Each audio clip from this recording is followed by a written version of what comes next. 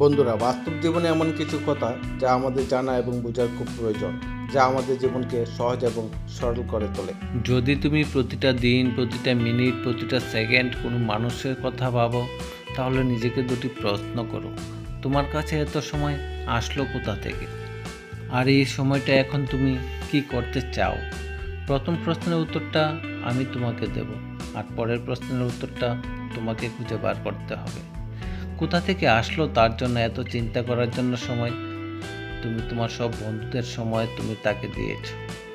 আজ তোমার বন্ধুরা তোমাকে আগের মতো বন্ধু পাবে না, কারণ সব বন্ধুদের সময় তুমি তাকে দিয়ে দিয়েছো।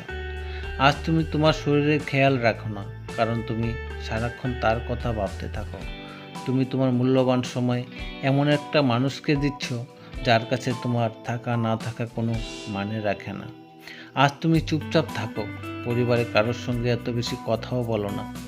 তোমার চুপ থাকার কারণে তোমার পরিবারের লোক তোমার জন্য চিন্তা করছে। তুমি আগে অনেক স্বপ্ন দেখতে, জীবনে এটা করব ওটা করব, আর এখন তুমি তোমার স্বপ্নকে মেরে ফেলেছো, কারণ ওই স্বপ্ন দেখার সময়টাও তুমি এখন তাকে দিয়ে দিয়েছো। আগে তুমি কমেডি মুভি দেখতে, আর এখন তুমি স্যাড সং শুনছো আর বসে বসে কান্না করছো। তুমি নিজের মনকে খুশি রাখার সময়টাও তুমি তাকে দিয়ে দিয়েছো। তুমি তোমার পরিবারের, তোমার বন্ধুদের, তোমার স্বপ্নের সমস্ত সময় তুমি তাকে দিয়ে দিয়েছো, যে আজ তোমার কথা শুনতেও পছন্দ করে না। সমুদ্রে অনেক পাথর রয়েছে, আর তুমি একটা পাথরের জন্য দাঁড়িয়ে পড়েছো। তোমার জীবনে স্বপ্ন ছিল অনেক কিছু করার, জীবনে বড় কিছু করার। সে সব কিছু কি শুধুমাত্র একটা মানুষের জন্য শেষ করে দেবে? তোমার পরিবার তোমাকে নিয়ে স্বপ্ন দেখতো, তুমি তাদেরও স্বপ্ন ভেঙে দেবে? বন্ধ করো, বন্ধ করো এইসব। তুমি এসবের জন্য জন্মাওনি।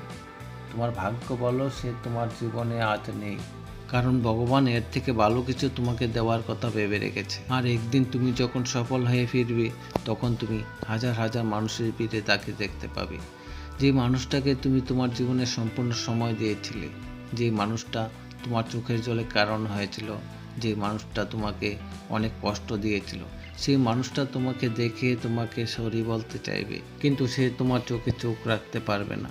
তখন সে তার ভুলটা বুঝতে পারবে, সে তখন অনেক কান্না করবে, আর তখন তুমি তার কাঁধে হাত রেখে তাকে ক্ষমা করে দিও, আর তাকে ধন্যবাদ বলবে, আর বলবে তুমি যদি সেদিন আমায় কষ্ট না দিতে, আমার মন না ভাঙতে, তাহলে আমি হয়তো আজ এই জায়গায় পৌঁছতে পারতাম না। আমিও হয়তো এই ভিড়ে তোমার মতোই কোথাও বসে থাকতাম। আর তুমি ধন্যবাদ দিও নিজেকেও, কারণ তুমি যদি নিজেকে না বদলাতে, তাহলে তুমি নিজেই শেষ হয়ে যেতে।